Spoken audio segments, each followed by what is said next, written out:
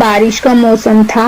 एक छोटे से घर में चिड़िया और उसके बच्चे रहते थे, पर वो घर इतना पुराना हो गया था कि ऐसा लगता था कभी भी टूट जाएगा। माँ, ये हमारे घर से पानी अंदर आ रहा है और हमारा घर हिल भी रहा है। हमें बहुत डर लग रहा है, कहीं ये गिर न जाए। आप लोग शांति से बैठ जाओ, कुछ नहीं होगा। इतने में उनका घर टूट जाता है। बच्चे भीग जाते हैं और रोने लगते हैं। चिड़िया को कुछ समझ में नहीं आता कि अब मैं क्या करूं, किसकी मदद लूं। सामने ही उसको बंसी मामा का घर दिखता है।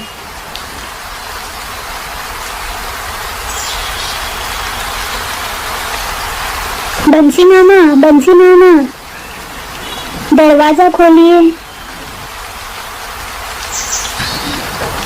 क्या हुआ लिली? बंसी मामा, बारिश बहुत तेज है। क्या आप हमें बारिश जाने तक अपने घर में रहने दे सकते हैं? मेरे बच्चे बहुत भीग गए हैं और रो भी रहे हैं।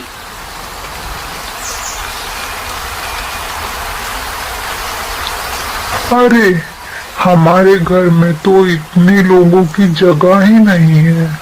माफ करना लिली, मैं तुम्हारी कोई मदद नहीं कर सकता। ठीक है बंसी मामा।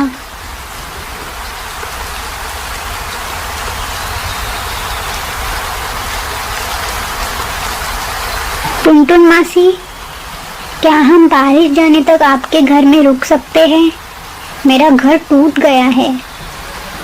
बेटा, हमारा घर भी बहुत पुराना हो गया है। इतने सारे लोग एक साथ आएंगे तो मेरा भी घर टूट जाएगा। तुम कहीं और जगह ढूंढो। कि बुआ, क्या हम आपके घर में रह सकते हैं बारिश जाने तक? माफ करना लिली, मेरे पति बहुत ही कठोर हैं। मैंने अगर तुम्हारी मदद की तो वो मुझे भी घर से बाहर निकाल देंगे। लिली को कुछ समझ में नहीं आ रहा था। तब तक उसे अपने घर के यहाँ पे एक लकड़ी का गोल दिखता है। वो सोचती है कि अपने बच्चों को वो वहीं पे रख दे।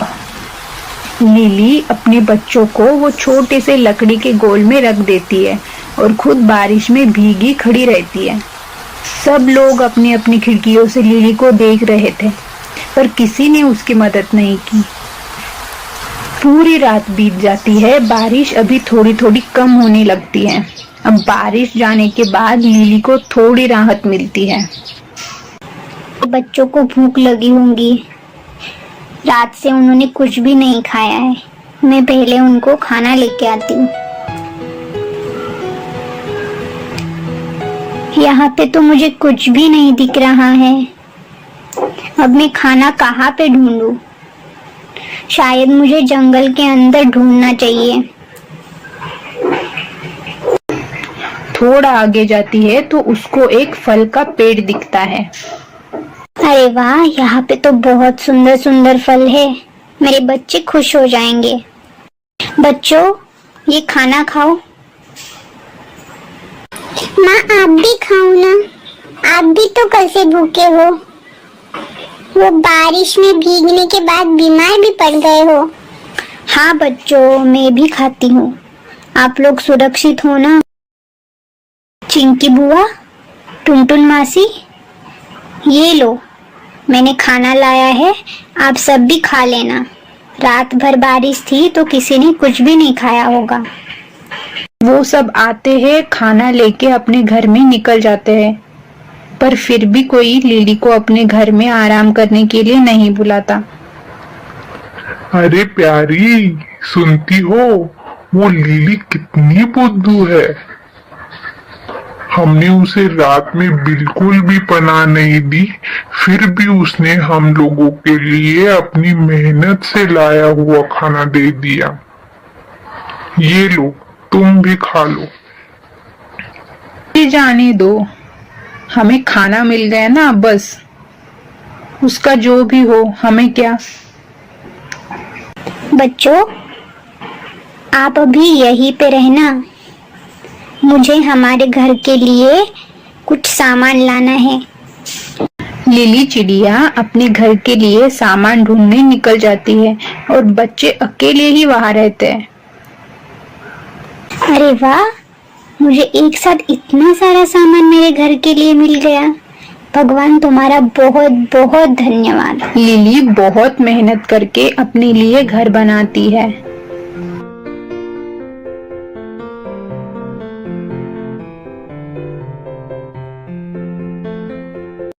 बच्चों, चलो अपने घर में चलते हैं। वाह माँ, आपने बहुत अच्छा घर बनाया है। अब हम बारिश में नहीं भीगेंगे। ये जैसे ही चिड़िया और उसके बच्चे घर के अंदर जाते हैं, वो घर फिर से टूट जाता है।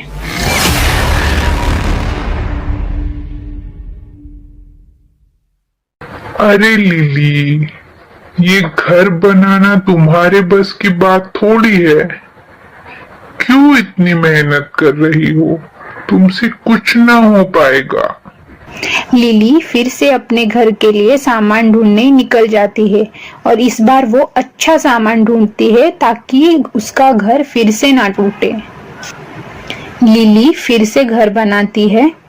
कुछ समय के बाद वो फिर से टूट जाता है। ऐसा बहुत बार होता है।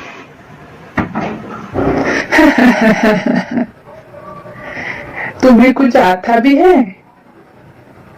इतना मेहनत करके घर बनाती हो और वो कुछ ही दिनों में टूट जाता है। ये बार लिली चिड़िया ठान लेती है कि मैं सबसे बड़ा और सबसे मजबूत घर बनाऊंगी, जिससे मेरे परिवार को कोई भी नुकसान ना हो। लिली फिर से बाहर जाती है और बहुत बढ़िया सामान ढूंढने लगती है अपने घर के लिए। 10-12 दिन निकल जाते हैं, पर अभी भी लिली अपने घर के लिए बेहतरीन सामान नहीं ढूंढ पाती है। अरे बंसी, देख तो, लिली को सामान जुटाने में इतना समय लग रहा है, तो घर कब बनाएगी? अरे मासी, ये काम कोई भी ऐरा गैरा नहीं कर सकता। कोई भी कुछ भी करने निकल जाए तो कैसा होगा? अपने हैसियत के हिसाब से ही सबको रहना चाहिए। पर लिली को ऐसा तड़पते देख बहुत मजा आ रहा है।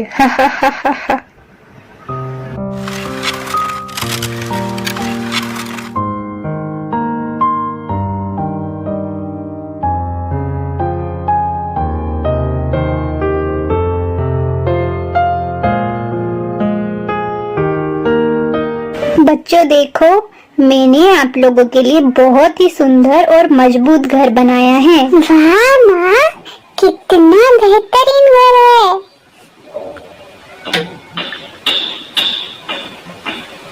अरे टुनटुन, देखो तो लिली ने कितना बेहतरीन घर बनाया है। हाँ रे चिंकी, मुझे तो ना अब उससे जलन होने लगी है। उसका ये भी घर है ना, जल्दी ही टूट जाना चाहिए। वाह माँ, ये बिस्तर कितना नरम है। बहुत दिनों बाद इतनी मुलायम बिस्तर पे लेटे हैं। हाँ बच्चों, अभी तुमको कोई तकलीफ नहीं होगी। हम आराम से बारिश में भी और तूफान में भी रह सकते हैं। लिली, ओ लिली, हम घर में आए क्या? तुम्हारा घर तो देखे कैसा बना है। माफ करना टुनटुन मासी, मैं बहुत व्यस्त हूँ और बहुत थकी हुई हूँ। मुझे आराम की सख्त जरूरत है, तो मैं आराम करूँगी। आप लोग चले जाओ यहाँ से। लिली के तेवर तो देखो, इतने बढ़ गए हैं। चलो चलो, यहाँ से चलते हैं। क्या इस मनहूस का घर देखना, इससे अच्छा तो हमारा घर है। कुछ दिन अच्छे से बीत जाने के बाद फिर एक दिन बहुत बड़ा तूफान आता है।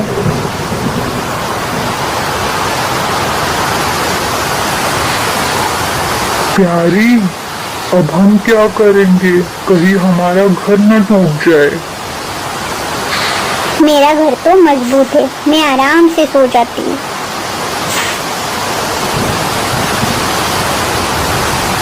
हे भगवान, मैंने इस घर को बनाने में बहुत मेहनत की है। मेरे बच्चों को फिर से रास्ते पर मत लेके आना। हमारा घर नहीं टूटना चाहिए।